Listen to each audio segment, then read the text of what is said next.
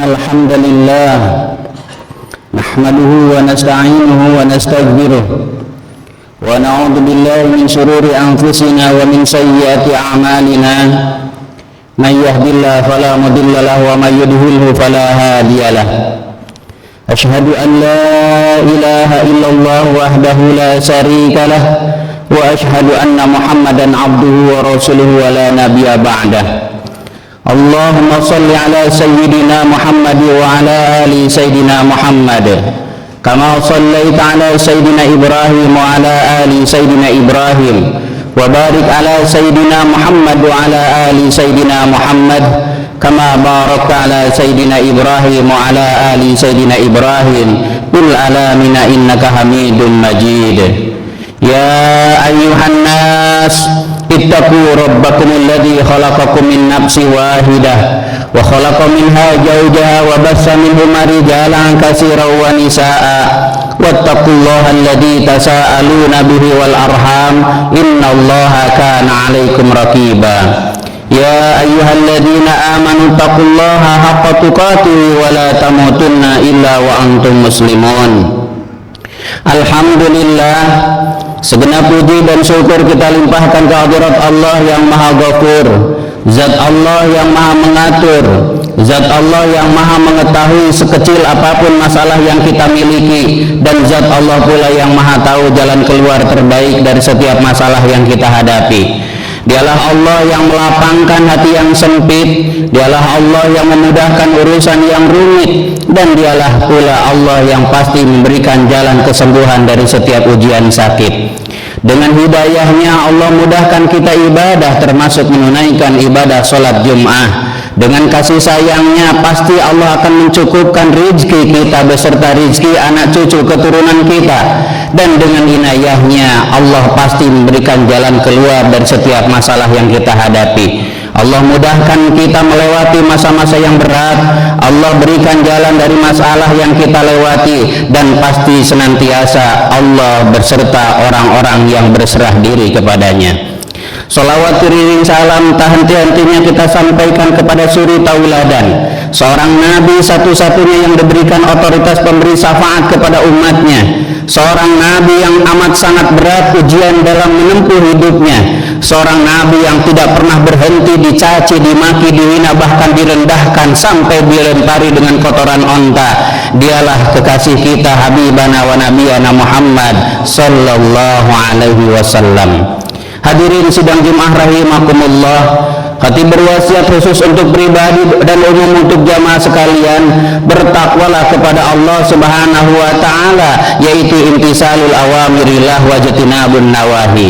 Sekuat tenaga kita menjalankan perintah Allah dan senantiasa menjauhi apa-apa yang Allah larang dalam kehidupan kita. Hadirin sidang Jum'ah rahimakumullah, manusia terbuat dari dua unsur.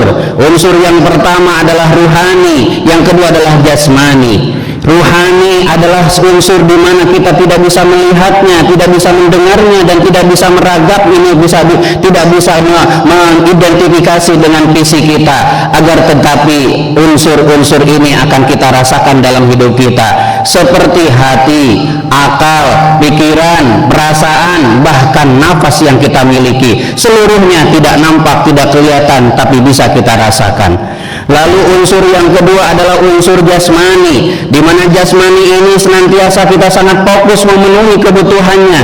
Kita tidak pernah telat makan, kita pun tidak pernah telat dan kurang tidur. Kita pun berangkat dari pagi hingga petang hanya untuk merawat bagaimana tubuh kita sehat dan terpenuhi gizinya. Tahukah bahwa di dalam tubuh manusia ada satu di mana dia amat sangat mempengaruhi dalam kehidupan kita, yaitu yang disebut dengan qalbu atau hati. Ada 113 kalimat atau 130 kali Al-Quran mengulang-ulang kata-kata qalbu di dalam Al-Quran, yang tidak pernah lebih banyak daripada kata-kata anggota yang lainnya. Ketika anggota yang lainnya diulang hanya beberapa kali sampai maksimal hanya 7 kali, maka kata-kata qalbu diulang dalam Al-Quran sampai 130 kali, menandakan sangat penting sekali pengaruh hati dalam kehidupan manusia. Apa kata Rasulullah sallallahu alaihi wasallam tentang qalbu ini? Ala inna fil jasadi mudghatun wa idza saluhat saluhal jasad wa idza fasadat fasadatul jasad ala wahya al qalbu. Maknanya wallahu a'lam bimuradi, yang artinya adalah ala ketahuilah, inna fil jasadi sesungguhnya di dalam jasad manusia mudghatun terdapat sebuah segumpal daging. Wa idza saluhat saluhal jasad, apabila segumpal daging ini baik maka baiklah seluruh tubuh, apabila segumpal daging ini buruk maka buruklah seluruh tubuh. Ala wahya al qalbu, ketahuilah segumpal daging ini adalah qalbu atau hati. Rasulullah selalu meminta kepada Allah dengan doa, Allahumma nawwir qulubana binuri hidayatik kama nawartal arda binuri samsika abadan abada, atau ya muqallibal qulub sabbit qulubana ala dinika. Betapa seriusnya Rasulullah memohon, meminta perlindungan dan pertolongan kepada Allah tentang kondisi hatinya, sehingga Al-Quran menyebutkan 3 kategori hati seseorang. Yang pertama adalah qalbun salim, yang kedua adalah qalbun marid, yang ketiga adalah qalbun mayyit.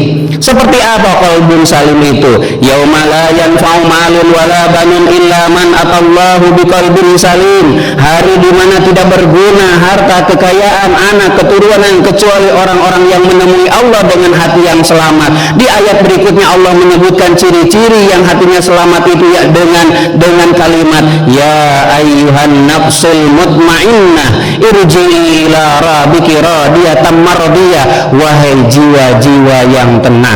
Seolah-olah ciri-ciri hati yang selamat adalah diliputi dengan ketenangan, ketentraman, kelapangan dan kebahagiaan.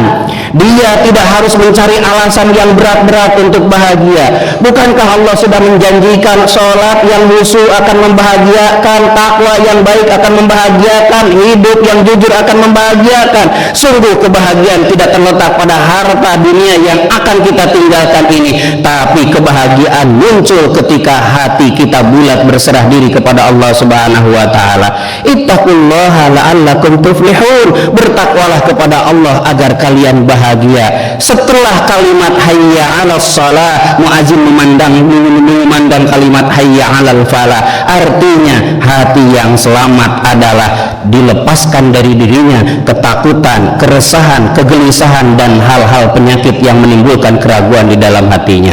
Oleh karenanya di dalam kalimat yang lain kita sering mendengarkan orang-orang akan diwafatkan sesuai dengan kebiasaannya. Kalau kebiasaan hidupnya tenang maka wafat dalam ketenangan. Ketika kebiasaan hidupnya bahagia maka diwafatkan dalam kebahagiaan. Bukankah salah satu ciri-ciri orang yang husnul khatimah maka nampak dalam wajahnya, dalam raut wajahnya tersenyum. Apa yang ia senyumi sehingga dia bisa melakukan senyum di kala sakaratul maut yang amat sangat berat, hebat dan sakitnya? Boleh jadi saat sedang hebat dan dahsyatnya sakaratul maut, orang-orang ini nampak dan melihat sesuatu yang tidak dilihat oleh orang-orang yang masih hidup.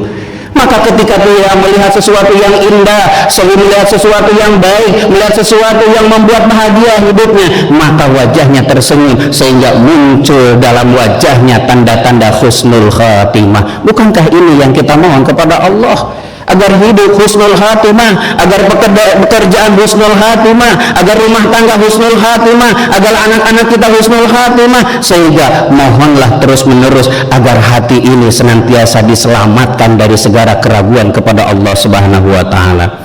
Yang kedua adalah qalbun marid. Kalimat yang sering kita dengar dalam surat Al-Baqarah, bi qulubihim maradun fazadahumullahu marada. Di dalam hati mereka terdapat penyakit, bertambah terus penyakitnya, bertambah terus penyakitnya. Berbeda dengan penyakit fisik yang apabila kita merasakan langsung kita sadar dan langsung kita mengobatinya. Penyakit hati tidak pernah diketahui oleh diri kita kecuali oleh orang lain. Makanya kenapa Rasulullah memerintahkan kita untuk selalu bermuhasabah, mengevaluasi apakah tahun ini kita sudah baik, apakah kita sudah mengkontrol emosi kita, apakah kita sudah yakin kepada Allah, apakah kita masih justru sering-sering meragukan kepada Allah. Salah satu ciri-ciri keraguan kepada Allah adalah takut menghadapi masa depan. Betapa banyak di antara kita orang tua yang takut anak-anaknya tidak punya kehidupan. Betapa banyak di antara kita orang-orang yang khawatir dan dan takut ketika hidup sudah tidak punya pekerjaan.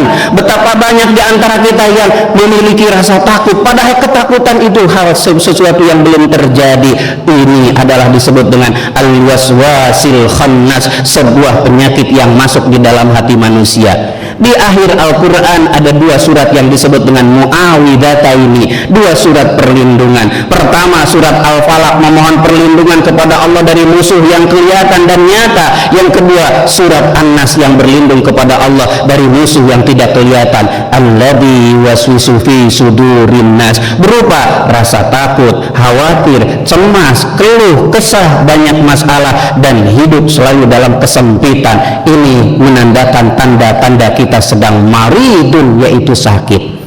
Lalu bagaimana untuk mengobatinya? Rasulullah Shallallahu Alaihi Wasallam bersabda, kullu da'in dawa'un wa dawa'ud dunubi al-istighfar. Setiap penyakit ada obatnya, dan obat dosa adalah istighfar. Boleh jadi keresahan, kegelisahan yang kita lewati bukan karena kita tidak punya rizki, bukan karena kita tidak punya uang, bukan karena kita tidak punya harta, tapi tidak punya keyakinan dan kebergantungan kepada Allah Subhanahu wa Ta'ala. Hadirin jamaah rahimakumullah, mudah-mudahan dengan rangkaian ibadah yang istiqomah kita jaga, salat yang istiqomah kita jaga, taklim yang istiqomah kita jaga, maka sedikit demi sedikit penyakit hati ini bisa disembuhkan dengan amal soleh kita. Yang terakhir adalah qalbun mayyit. Allah Subhanahu wa Ta'ala berfirman, yaitu khatamallahu ala qulubihim wa ala sam'ihim wa ala absarihim bisyawatu wa lahum adzabun adzim. Pendek kata, orang-orang yang sudah mati hatinya, maka matanya tidak mendengar, matanya tidak melihat, telinganya tidak mendengar, dia sulit dinasehati, bahkan nasihat itu yang langsung datang dari Allah berupa teguran, tetap hatinya tertutup. Seperti apa ciri-cirinya hatinya yang tertutup? Seperti seseorang yang sudah ditinggalkan oleh ruhnya. 1, 2, 3, 4 jam kemudian orang ini akan kaku, mata yang membelalak tidak bisa lagi ditutup, kaki yang belum lurus tidak bisa lagi diluruskan, mulai keras dan mulai keras. Seperti itulah hati yang tertutup. Akan tetapi semati apapun hati manusia, bagi Allah masih saja mungkin mendapatkan hidayah dan dihidupkan kembali hatinya. Seperti siapa? Seperti pada saat Rasulullah memohon kepada Allah agar diturunkan hidayah kepada dua orang yang sangat memusuhi dakwanya, yaitu Abu Lahab atau Umar bin Khattab. Yang saat itu Umar bin Khattab sangat keras permusuhannya, sangat kuat permusuhannya kepada baginda Rasulullah, dan Rasulullah meminta kepada Allah agar menurunkan hidayah kepada dua orang ini. Ternyata Allah menurunkannya kepada Umar bin Khattab yang tidak ada kaitan nasab dengannya. Sebaliknya Abu Lahab atau Abdul Uzza bin Abdul Muttalib tetap dalam keadaan mati hatinya hingga wafatnya. Hadirin jamaah rahimakumullah, dalam kelihatan kondisi hati kita, tidak ada satupun manusia yang bisa peduli dengan diri kita kecuali diri kita. Maka sering-seringlah bertanya kepada diri ini, apakah sholat kita sudah khusyuk? Bukankah sholat itu menuju Allah, tapi kenapa masih lupa jumlah rakaatnya? Bukankah sujud itu untuk Allah, tapi kenapa hati masih melayang ke sana kemari?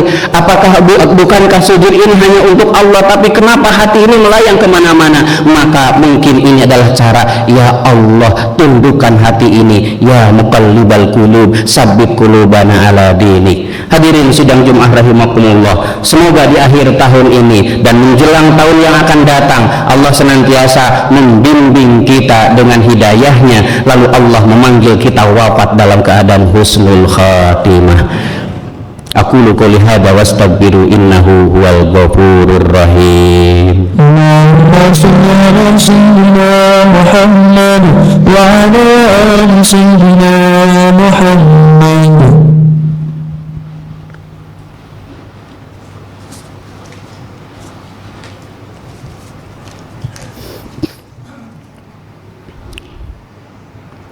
Alhamdulillah, alhamdulillahi hamdan katsiran kama amara. Asyhadu an la ilaha illallah wahdahu la syarika lahu irghaman liman jahada wa kafar. وأشهد أن سيدنا ونبينا ومولانا محمدا عبده ورسوله سيد الخلائق والبشر. اللهم صل وسلم وبارك على سيدنا ومولانا محمد وعلى آله وأصحابه مصابيح الغرور.